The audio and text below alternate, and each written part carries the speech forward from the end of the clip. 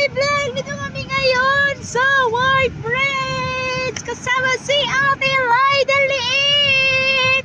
Your heart is beating! Merry Christmas! And a Happy New Year!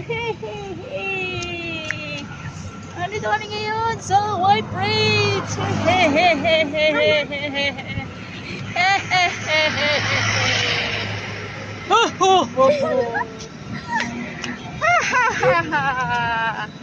Ayan na guys, malapit tayo sa puting tulay na malaki.